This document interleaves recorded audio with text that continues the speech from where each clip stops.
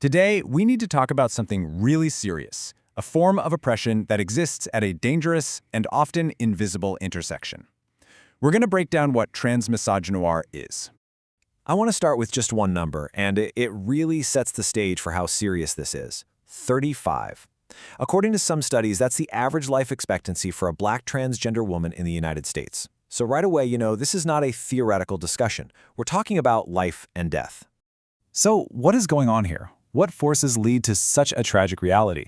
Well, this quote from scholar Sunata D. Jones points us toward a part of the conversation that, as she says, is largely ignored.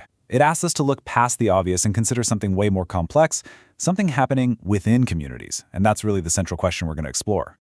Now, to really get a handle on this, we need the right words. Vague terms just won't cut it when we're talking about such specific harm. So let's define transmisogynoir piece by piece.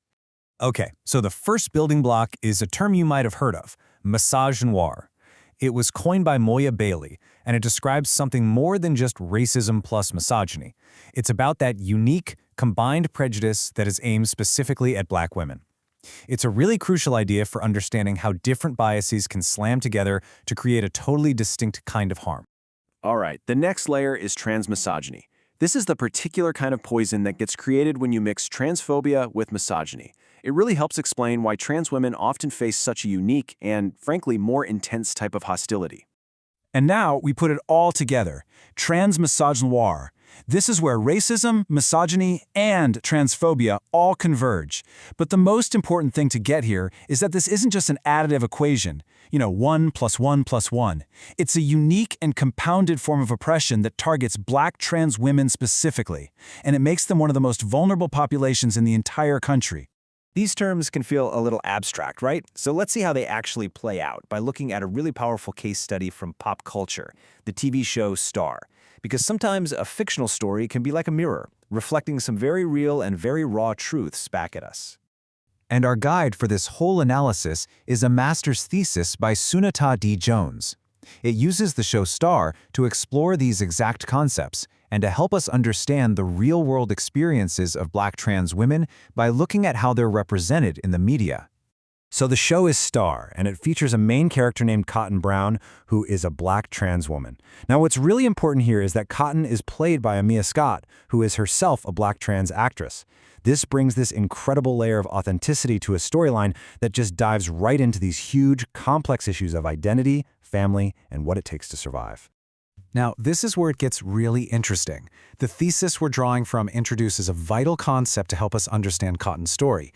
It goes beyond the idea of toxic masculinity, which we hear a lot about, to look at its less discussed but just as damaging counterpart. We're all pretty familiar with this term, right? Toxic masculinity. It's basically about how these patriarchal scripts normalize aggression, violence, and misogyny as part of what it means to be a man. You can think of it as the loud, obvious enforcer of a patriarchal system. But what about toxic femininity? Well, the source defines it not as the opposite of toxic masculinity, but as its partner. It's also shaped by patriarchy. And its main job is to police who gets to be considered a real woman by enforcing these super rigid traditional ideas about gender. So here's the key difference. If toxic masculinity is the overt, violent enforcer, toxic femininity is what the source calls a concealed weapon. It works more subtly, It polices gender from within a community, using things like social pressure and invalidation. But, and this is a big but, make no mistake, both of them are tools that uphold the exact same patriarchal system. So how do these two forces, one really obvious, one hidden, actually work together? Well, let's go back to Star and see how this plays out in a couple of incredibly powerful scenes with a character, Cotton.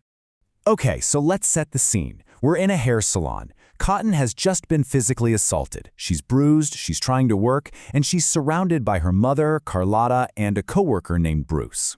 So Cotton tries to downplay her injuries, and her own mother, Carlotta, hits her with this line, "Stop lying, boy." Wow, that is not a slip of the tongue. It is an intentional, incredibly painful misgendering. It's a perfect example of toxic femininity acting as a tool of gender policing, just invalidating her own daughter's identity right to her face. And then, as if that's not enough, the attack gets reinforced by Bruce, her co-worker, who is a gay, cisgender man, meaning a man who identifies with the gender he was assigned at birth. And this is so important because it shows how anyone can internalize and then weaponize these toxic, patriarchal gender norms.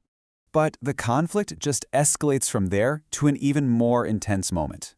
Later in the season, Carlotta invites a pastor over to pray with Cotton, supposedly to fix their relationship. But this prayer session, it quickly turns into a violent, ambush-style conversion attempt. The pastor starts to pray and he uses Cotton's dead name, Arnold. This is a straight-up act of erasure. He's not just misgendering her. He is literally trying to pray her identity away. This is toxic masculinity in its raw, blatant form, using religion as a shield. So she's cornered, she's terrified, she's being verbally assaulted by this pastor. And a crying Cotton turns to the one person who should be her safe harbor, her mother, and she asks this absolutely heartbreaking question, "Mama, am I a man?" And her mother just stands there, silent. That silence is the concealed weapon of toxic femininity in action, standing by while toxic masculinity does the violent work. It is just devastating. In the aftermath of that horrific scene, Cotton actually contemplates suicide. And that brings us to this staggering, real-world statistic, 49%. That's the percentage of Black trans people who report having attempted suicide.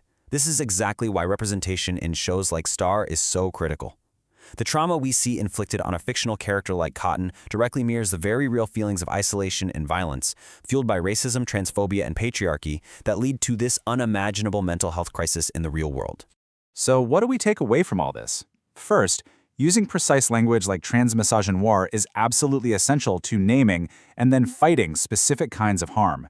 Second, toxic femininity is a real thing, and it works hand in hand with toxic masculinity to keep patriarchy in power. And third, media can be this incredibly powerful mirror that helps us recognize and deconstruct these harmful dynamics in our own lives. And all that leaves us with one final question to think about. If culture really is a mirror, what does it reflect about us? And what is your role, what is my role, in either reinforcing that image or working to change it?